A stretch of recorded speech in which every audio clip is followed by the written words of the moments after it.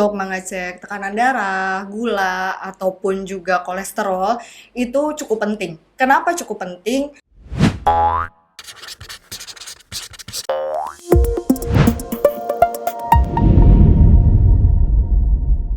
Hai dok, jumpa kembali di Hai Dok Podcast bersama host hari ini saya Dr. Mita dari Brawijaya Hospital Depok bersama narasumber kita Dr. Iin, spesialis penyakit dalam dari Brawijaya Hospital Depok.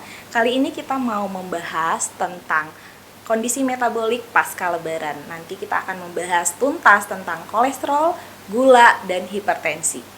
Hai Dr. Iin. Halo. Gimana kabarnya dok hari ini? Alhamdulillah baik. Baik dok. Dok, kali ini kita mau bahas nih tentang kondisi metabolik pasca lebaran. Udah banyak banget nih dok pertanyaan-pertanyaan yang masuk. Nanti kita langsung mulai aja ya dok pertanyaan-pertanyaannya ya dok ya. Oke.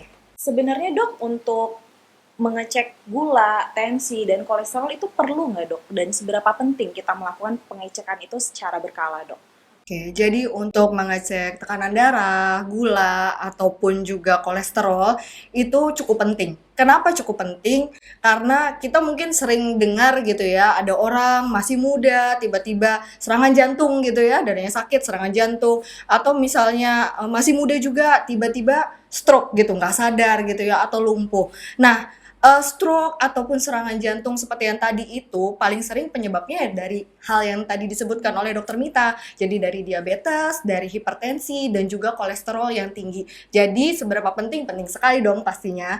Nah, terus kalau mengenai kapan sih kita mengeceknya, sebetulnya kita harus lihat juga kondisi masing-masing ya dok. Ada orang dengan risiko tinggi. Contohnya orang risiko tinggi dengan gangguan metabolik, yang metabolik itu yang tadi disebutkan ya, itu contohnya seperti apa? Misal usianya udah 45 tahun, jadi mom and dad kalau misalnya di rumah, oh ya usianya sudah 45 tahun ke atas, baiknya mengecek. Nah, terus selain itu apalagi? Jadi contohnya ada orang-orang dengan risiko seperti berat badan berlebih. Berat badan berlebih itu kita taunya dari mana? Dari indeks massa tubuh sebetulnya. Jadi indeks massa tubuh kalau dihitung itu 23 gitu. Biasanya bisa dilihat nih di aplikasi-aplikasi gitu ya. Cara menghitung indeks massa tubuh mom and dad, cek di rumah, wah 23 ke atas. Nah, itu merupakan faktor risiko ya. Jadi baiknya diceklah kolesterolnya, darah tingginya, tensinya, ataupun juga dengan gula darahnya. Gitu. Gitu ya dok, berarti sangat penting sekali ya dok Penting untuk sekali. pencegahan penyakit-penyakit tertentu seperti stroke, penyakit jantung, dan gagal ginjal ya dok ya? Ya, Oke dok. Dok, kalau misalnya nih kita udah rutin cek kolesterol, apa semua kolesterol itu buruk ya dok? Gunanya apa sih dok di dalam tubuh kolesterol itu dok? Kalau kolesterol itu sendiri sebetulnya ada yang kita kenal kolesterol baik ya. Mungkin biasa kalau dilihat itu dari pemeriksaan namanya HDL. Ada juga kolesterol buruk seperti namanya itu LDL ataupun trigliserid. Nah, jadi memang berbeda peranannya gitu. Kalau dilihat kolesterol itu berfungsi tidak di tubuh berfungsi gitu ya. Karena fungsinya salah satunya kan sel-sel kita itu membutuhkan kolesterol sebetulnya di sel tubuh kita. Yang kedua, kolesterol juga fungsinya untuk hormon-hormon steroid di dalam tubuh. Ada tuh hormon steroid namanya kayak mungkin kita sering dengar kayak estrogen juga, testosteron ya. Nah, itu membutuhkan kolesterol. Nah, jadi memang kolesterol dibutuhkan dalam tubuh asal dengan jumlah yang baik gitu ya, dengan jumlah yang tepat. Jadi ada fungsinya gitu. Oh, ternyata ada fungsinya, nggak Ada semuanya fungsinya, buruk ya tidak dok semuanya ya? buruk gitu. Oke dok. Terus ada pertanyaan lagi nih dok. Katanya kalau kepala tengkuk kita ini sakit itu pasti kolesterol tinggi, itu benar nggak ya dok? Nah, sering banget tuh ada yang bilang begitu kan, dok sakit lehernya, kolesterol saya tinggi. Sebetulnya itu mitos ya. Jadi kalau yang bilang lehernya pegel, kepalanya juga berat gitu, itu menandakan kolesterol enggak gitu, enggak menandakan itu kolesterol tinggi atau rendah. Sebetulnya untuk mengetahui kolesterolnya itu normal atau tidak dengan pemeriksaan darah ya Mom and Dad ya. Jadi dicek gitu ke laboratorium atau ke rumah sakit kadar kolesterol di dalam darahnya berapa. Jadi itu tidak menandakan karena banyak sekali orang yang tidak bergejala justru bahkan. Nah, itu ternyata dicek kolesterolnya tinggi gitu. Kalau misalnya mau lihat, kalau saya taunya kolesterol tinggi gejalanya apa? Banyaknya tidak bergejala, tapi kalau sudah komplikasi Dok, kayak serangan jantung atau stroke, nah kemungkinan besar memang kolesterolnya tinggi gitu. Baik dok, berarti kita mau cek kolesterol, gula, dan tensi jangan tunggu sampai ada Jangan sampai ada gejala-gejala gejala ya yang dok. berat seperti tadi, Oke, betul. dok. Tadi kan dokter bahas tentang indeks massa tubuh ya dok. Kalau misalnya nilai di atas 23 kita harus sudah mulai aware untuk cek. Betul. Apa orang kurus itu udah pasti kolesterolnya tidak ada dok? Kayak rendah, normal itu apa udah pasti dok? Atau hanya yang gemuk aja atau gimana dok? Ya, yang gemuk dengan indeks massa tubuh 23 itu kadang-kadang sebenarnya nggak gemuk-gemuk banget Dokter Mita. Jadi 23 tuh kadang-kadang orang lihatnya semok aja gitu ya. Jadi kayak masih bagus, tapi sebenarnya indeks massa tubuhnya tinggi. Nah, 23. Nah, itu memang perlu dicek kolesterol. Nah, kalau misalnya orangnya kurus nih, mungkin nggak kolesterolnya tinggi? Mungkin. Karena kolesterol itu kan adanya di dalam darah tuh untuk memeriksanya. Nah, kan darahnya kita nggak pembuluh darahnya yang jadi banyak gitu kan, jadi gendut gitu. Orang gendut itu kan bukan isinya darahnya lebih banyak, betul. Tapi lemak di bawah kulitnya kan yang banyak gitu. Tapi memang dengan orang yang indeks massa tubuhnya tinggi gitu ya, itu biasanya orangnya dengan penyakit metabolik lain seperti diabetes, hipertensi, dan kolesterolnya tinggi. Tapi jadi kayak yang kurus-kurus nih seperti Dokter Mita kan, nah ideal gitu ya. Belum tentu dok gitu. Kolesterolnya aman gitu Belum ya, tentu dok. kolesterolnya aman. Bisa saja begitu dicek tinggi dan itu memang harus jadi perhatian gitu. Siap dokter. Terus dok, biasanya nih kadang ada pasien kita kasih obat kolesterol, jadi mikir oke, kolesterol saya aman. Apa itu cukup dok? Cuma minum obat kolesterol aja dok sebenarnya? Oke, jadi kalau misalnya didapatkan kolesterol tinggi ya, Mom and Dad, sebetulnya bukan hanya obat terapinya gitu ya. Obat itu justru penyokong, karena yang utama adalah gaya hidup. Gaya hidupnya seperti apa? Dikontrol makanannya gitu ya. Jadi makanan-makanan yang berminyak, berlemak gitu ya, itu yang perlu dihindari. Nah, kalau misalnya sudah dengan obat kolesterol ya, ternyata hasilnya bagus, normal, itu obat kolesterolnya bisa di stop memang gitu. Tapi yang tetap harus dipertahankan ya gaya hidupnya supaya kolesterol dalam darahnya tetap baik gitu, tetap optimal. Kalau tanpa obat pun bisa gitu. Jadi hanya dengan menjaga pola makan, olahraga yang cukup gitu ya, dan sedentary lifestyle-nya itu yang harus diperbaiki sih sebetulnya ya. Tetap jaga pola hidup Jaga sehat. pola hidup gitu sehat, ya, dok, betul. ya? Oke dok. Terus dok, ada juga nih dok pertanyaan. Di saat nih misalnya kita cek tekanan darah tinggi itu selalu di 130, 140 gitu dok. Apakah di saat itu kita sudah mulai harus minum obat hipertensi, dan apakah minum obatnya harus selamanya, itu gimana dok? Kapan kita harus konsultasi ke dokter dok? Oke, mungkin Mom and Dad kayak pernah ya di tensi gitu ya, terus ternyata gambarannya tinggi gitu, dibilangin oh 140 kan biasanya tinggi ya, 140 tinggi nih. Kita harus lihat juga sih gitu, udah berapa kali pemeriksaan gitu. Kalau misalnya baru satu kali gitu ya, lagi vaksin kemarin, lagi heboh COVID, pas dicek oh tinggi, masih mungkin juga karena tegang, bisa aja kan. Nah tapi kalau misalnya dia sudah 2 kali pemeriksaan gitu ya, di saat yang berbeda dan tetap masih tinggi gitu, itu berarti masuk kategorinya hipertensi. Hipertensi itu tekanan darahnya tinggi gitu ya. Nah, hipertensi ini juga sama, mirip kolesterol dok. Jadi pola hidup sehat itu penting. Jadi makanannya harus yang rendah garam sebetulnya, rendah natrium kalau untuk di hipertensi gitu ya. Nah, dan juga kalau obat-obatan itu juga bisa menyusul, bisa misalnya kalau masih 140 atau 130 jadi prehipertensi gitu ya, itu masih bisa pakai pola hidup saja juga masih bisa terkontrol. Tapi kalau misalnya masih belum terkontrol juga ya perlu masuk obat gitu ya, obat hipertensi gitu. Sebaiknya kalau mau konsumsi obat, konsul ke dokter. Betul, harus konsul dulu. Jadi jangan ngikutin, oh ini orang tua saya pakai obat ini dikonsumsi. Karena berbeda ya, tiap orang itu berbeda kondisinya gitu. Baik dok. Normalnya berapa sih dok hipertensi, prehipertensi, tekanan darah normal tuh berapa ya dok? Kalau kita anggap ya tekanan darah yang tidak hipertensi gitu, itu kalau yang atasnya gitu ya, sistolik atau yang atasnya tuh di bawah 140 gitu, di bawah 140. Tapi kalau yang sisi bawahnya gitu ya kan ada pernya tuh, nah pernya itu dia di bawah 90. Jadi kalau salah satu saja, misal atasnya 140 tapi bawahnya 60, hipertensi nggak? Hipertensi sebetulnya. Nah, atau misalnya yang atasnya masih kategori normal 130, tapi yang bawahnya udah 100. Nah, itu juga hipertensi gitu.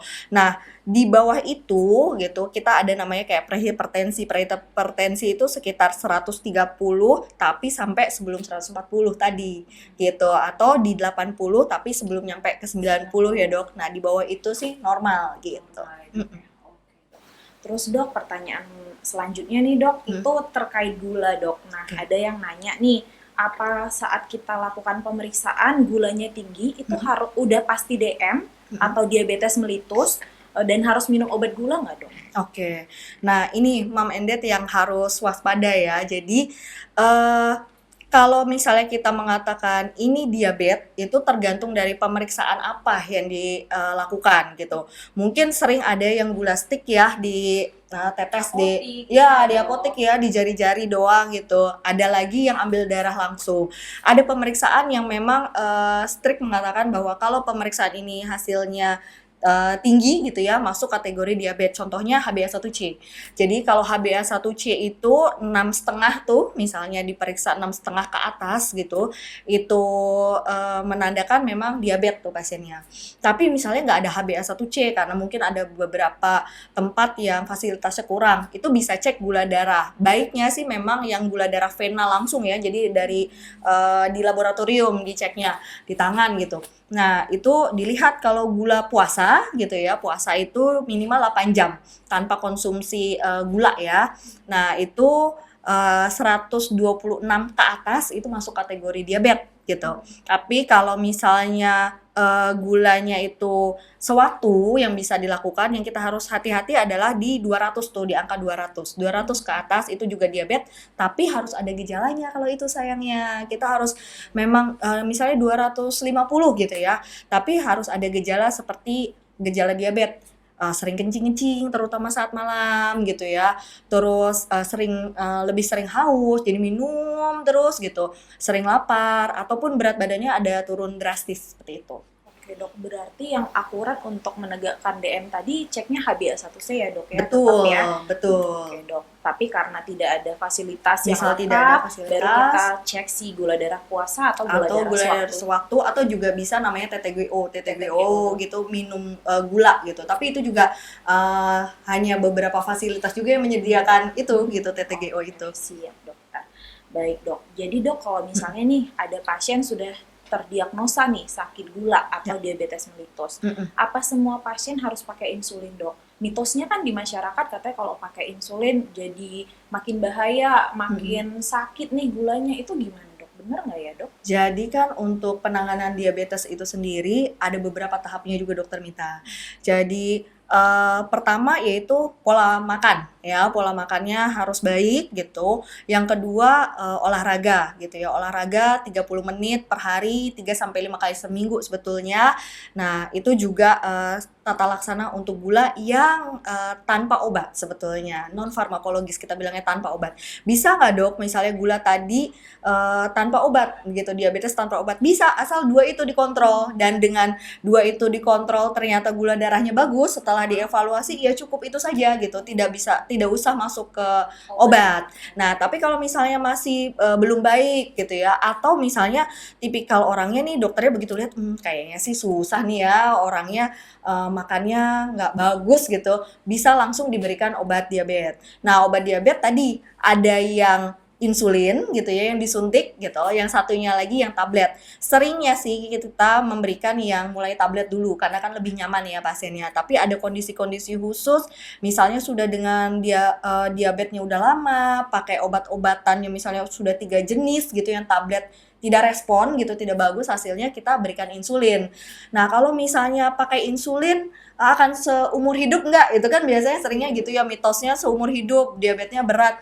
Nah, sebetulnya tergantung dari kondisi pasien. Jadi, paling sering kalau di Indonesia itu kan mau suntik kalau sudah jelek banget ya. Nah, jadinya kalau sudah jelek banget itu kondisi metaboliknya tidak bagus, akhirnya perlu suntik jadinya terus-terusan. Tapi kalau misalnya di awal bisa aja ya, dokter langsung kasih, Bu ini sepertinya mom and dad perlu insulin gitu ya. Begitu dicoba insulin, ternyata responnya bagus, bisa diturun-turunkan dosisnya, bahkan bisa stop insulinnya gitu. Jadi, ya, jadi kalau diskusi sama dokter gitu, puas-puasin aja, tanya gitu ya ke dokternya mengenai kondisinya, nego-nego seperti apa. Nah, jadi biar pengobatan metabolik mom and dad di rumah lebih bagus gitu. Lebih maksimal Lebih gitu maksimal. ya, Dok ya. Oke, Dok. Dok, udah lengkap banget nih, Dok, untuk penjelasan dari dokter. Nah, terakhir nih, Dok, mau nanya lagi, Dok, ada pertanyaan. Tadi tambahan untuk obat tensi, Dok, itu diminum seumur hidup juga nggak ya, Dok? Nah, obat tensi juga sama, dokter minta. Jadi kondisi metabolik tadi mirip, kalau dia bisa dikontrol dengan makanan, terus aktivitas fisik, olahraga, dan ternyata hasilnya optimal tensinya, nah itu tidak perlu obat juga bisa gitu. Tapi yang perlu jadi catatan adalah kondisi-kondisi metabolik seperti diabetes, hipertensi, kolesterol gitu ya, terutama diabetes dan hipertensi itu memang kita bilangnya belum sembuh ya, tapi terkontrol gitu. Jadi walaupun sudah normal itu semua tetap harus dievaluasi gitu, dievaluasi rutin sama dokternya. Jadi jangan menganggap oh udah selesai terus leha-leha, apalagi makanannya tidak teratur ya. Nah, jadi tetap harus kontrol rutin. Kontrol rutin ke dokter interna ya, Dok ya? Betul. Baiklah, Dok. Udah selesai nih, Dok, pertanyaan-pertanyaan dari dokter. Apakah ada, Dok, take home message nih buat para moms and dad? Oh, oke. Jadi buat moms and dad semua yang ada di rumah, take home message-nya adalah kondisi metabolik itu bisa menyerang siapa saja, baik dari usia muda maupun sampai usia tua. Nah, untuk kondisi metabolik itu sendiri sebetulnya penata laksanaan utama ada di moms and dad, karena yang terpenting adalah mengatur kebiasaan hidup, yaitu seperti pola makan maupun olahraga. Dan tugas dokter adalah memastikan bahwa kondisi metabolik moms and dad itu sudah optimal dengan beberapa pemeriksaan yang akan dilakukan di rumah sakit. Dan jangan ragu untuk berdiskusi ataupun konsultasi ke dokter terkait kondisi yang dialami atau keluhan-keluhan yang moms and dad rasakan di rumah. Baik, dokter, terima kasih banyak ya, Sama-sama. Dok. Jadi banyak terbuka nih pikiran ya terhadap kolesterol, gula, tensi gitu. Ya. Mungkin moms and dad nanti bisa berkonsultasi terkait kesehatannya ke dokter interna, ke dokter Iin, Brawijaya Hospital Depok. Terima kasih Dokter Iin, banyak sekali informasi yang diberikan dan semoga bermanfaat untuk moms and dads. Dan terima kasih juga telah menyaksikan HiDoc Podcast. Saksikan terus HiDoc Podcast lainnya di channel YouTube Brawijaya Healthcare. Jangan lupa untuk di-subscribe, share, like, and comment. Makin paham, makin sehat. Dah.